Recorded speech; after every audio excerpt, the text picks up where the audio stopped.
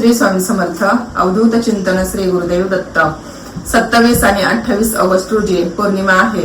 तर 27 ऑगस्टला पौर्णिमा ही सकाळी 9:07 चालू होते आणि 28 ऑगस्ट रोजी 9:47 ही पौर्णिमा असणार आहे.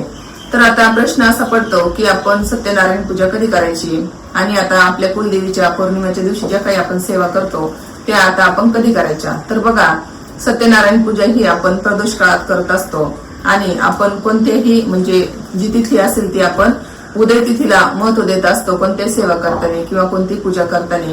तर आता उदय तिथी म्हटलं तर 28 ची उदय तिथी आहे, पण सत्यनारायण पूजा ही प्रदोष काळात करायची असते आणि पौर्णिमेच्या दिवशीच करायची असते. त्यामुळे 27 ऑगस्टला पौर्णिमा ही सकाळी 9:06 चालू होते आणि ती दिवसभर असणार आहे आणि रात्रभरही असणार आहे. त्यामुळे सत्यनारायण हे आपण 27 ऑगस्ट रोजी वार गुरुवार आहे, आपल्या स्वामींचा वार आहे आणि छान वार आहे, त्या दिवशीच आपण प्रदोष काळामध्ये सत्यनारायण पूजा ही करायची आहे. आता प्रदोष काळ म्हणजे संध्याकाळचा सूर्य मावळण्याच्या आधीचे 24 मिनिटं आणि नंतरचे 24 मिनिटं. त्याच्या आधी तुम्ही छान मांडणी वगैरे करून ठेवायची आहे आणि प्रदोष काळ चालू झाला की पूजेला सुरुवात करायची आहे. तर याच्यानंतर आता आपण बघणार आहोत की कुलदेवीची सेवा आपण काय करायची आहे. तर बघा, आता कुलदेवी म्हणजे आपल्या कुळाचं रक्षण करणारी देवी. तर पौर्णिमेच्या दिवशी हमखास आपल्या कुलदेवीची सेवा ही घरात झालीच पाहिजे. तसं आपण आठवड्याचे मंगळवार झालं, शुक्रवार झालं, या दिवशी आपण कुलदेवीची सेवा करू शकतो. तर बघा, आपण कुलदेवीच्या सेवा कोणत्या करायच्या आहेत. तर आपली कुलदेवीची सर्वात महत्वाची सेवा म्हणजे दुर्गा सप्तशती पाठ. या पाठाचा एक तरी वाचन म्हणजे हा एक पाठ तरी निदान पौर्णिमेच्या दिवशी तरी घरामध्ये याचं वाचन झालं पाहिजे.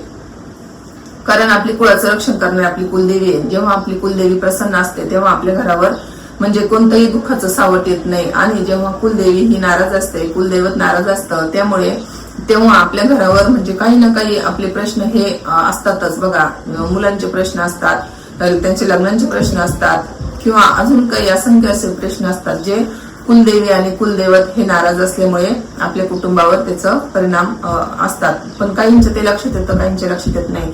त्यामुळे बाकी काही असो, पण आपल्या हातात जेवढं आहे तेवढं आपण नक्कीच करू शकतो. या सेवा ज्या आहेत त्या आपण नक्कीच करू शकतो.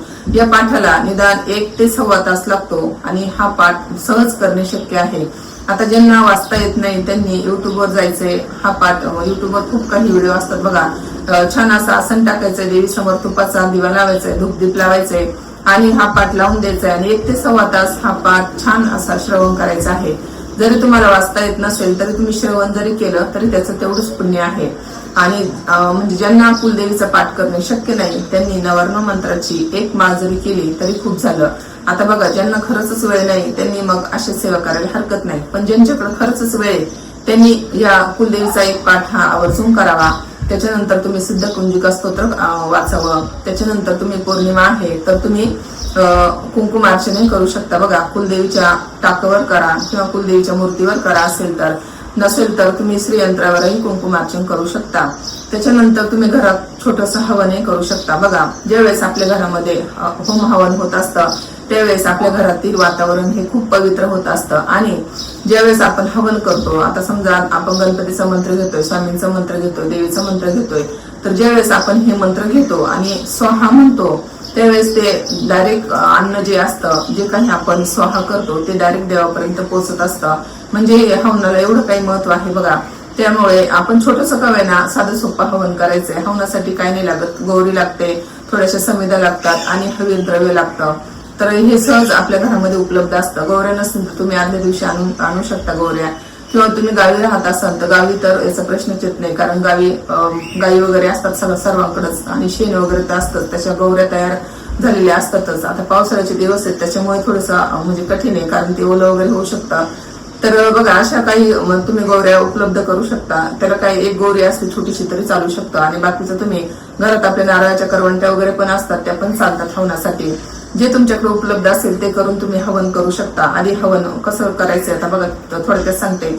आपल्या बाजूला दिवा पेटवून घ्यायचा आहे आणि ते समिधा वगैरे सगळं टाकून हवन पेटवून घ्यायचंय. हवनाला आधी हळदी कुंकू वगैरे लावून म्हणजे त्याची पूजा करून घ्यायची आणि आपल्याकडे भीमसेनी कापूर असेल तर दिव्यावरून तो भीमसेनी कापूर पेटवायचा आणि हवन पेटवून घ्यायचंय. त्याच्यानंतर आपण 11 वेळा गणपती बाप्पांची आहुती द्यायची, अग्नीला आहुती द्यायची, नंतर परत स्वामींचा मंत्र घेऊन 11 वेळा आहुती द्यायची, नवर्ण मंत्र घ्यायचा आहे, तुम्ही गायत्री मंत्र घेऊ शकता, तुम्ही श्री सूक्त घेऊ शकता, असंच म्हणजे छोटं हवन तुम्ही करू शकता. म्हणजे जर तुम्हाला वेळ असेल तर तुम्ही अजून याच्यावर लक्ष्मी प्राप्तीची सेवा घेऊ शकता. बघा, पौर्णिमा आहे आणायचे आणि गुरुवारही आहे. तुम्ही एक माळ विष्णू गायत्री, एक माळ लक्ष्मी गायत्री, पुन्हा कुबेर मंत्र घेऊ शकता, पुन्हा तुम्ही षोडशी मंत्र घेऊ शकता, कमलात्मक मंत्र घेऊ शकता, तुम्ही व्यंकट स्तोत्र घेऊ शकता. तुम्हाला जसं शक्य होईल तसं एक माळ घ्या, 24 वेळा घ्या आणि या सेवा घेऊन तुम्ही नंतर सगळ्यात शेवटी विष्णू सहस्रनामाचा एक श्लोकी मंत्र आहे तो घ्यायचा आहे. त्या मंत्राने तुम्ही फक्त तुपाची आहुती द्यायची आहे. तो मंत्र 11 वेळा घ्यायचा आहे. ओम नमस्तानंताय सहस्रमूर्ते सहस्रपादा शुशुरभावे सहस्र नामने पुरुषाय शाश्वते सहस्र कोटी उदाहरणे नमः असं म्हणून त्या तुपाची आहुती द्यायची आहे. आणि आधीच्या आहुत्या ज्या आहेत त्या तुम्ही हवील द्रव्य तयार करू शकता. त्याच्यामध्ये तुम्ही तीळ घ्यायचे, थोडेसे तांदूळ घ्यायचे, थोडीशी साखर टाकायची आणि थोडंसं तूप टाकायचं आणि सगळं हे मिक्स करून हवील द्रव्य तयार करायचं आहे. आणि आहुती देताना हे 3 बोट घ्यायचे आहेत. बघा, करंगळी सोडायची आणि 2 नंबरचं बोट सोडायचंय आणि या 3 बोटांनी आहुती द्यायची आहे. असं साधं सोपं अगदी तुम्ही सहज उपलब्ध होणार असं हवन आहे. बघा, मला पण हवन घरी करतो तेव्हा खूप छान वाटतं आणि ती एक हवनाची स्मेल असते ना, ती खूपच छान असते. आपल्या घरात पूर्ण घरात ती स्मेल दरवळत असते. असं साधं सोपं तुम्ही सेवा या दिवशी करू शकता. बघा, जमेल तसंच सेवा करा आणि आपल्या कुलदेवीचा आशीर्वाद प्राप्त करून घ्या.